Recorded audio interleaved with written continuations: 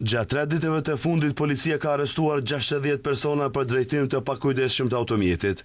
Ministria e Punëve të Brendshme informoi se gjatë fundjavës së zgjatur janë shqiptuar 1699 gjova për shkelje në komunikacion, prej të cilave 476 kanë të bëjnë me tejkalim të shpejtësisë.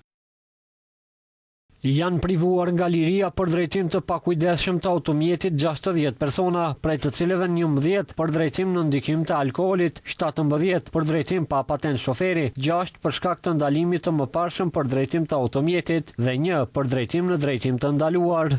Ministria e Punëve të Brendshme informoi se në të njëjtën periudhë janë konfiskuar 20 automjete sipas nenit 300B të Kodit Penal. Gjatë fundjavës së kaluar janë evidentuar 198 shkelje për parkim të parregullt, si dhe 35 sanksione për drejtim në ndikimin e alkoolit.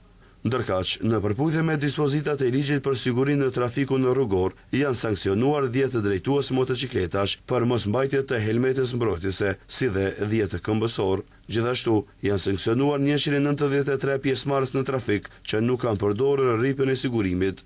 Sipas ligjit për automjetet, 29 automjete janë larguar nga trafiku për shkak se ishin të paregjistruara, ndërsa 12 për shkak të defekteve teknike. Janë sanksionuar edhe 9 drejtues për mosrespektim të kushteve të përcaktuara lidhur me erësimin e xhamave të automjeteve.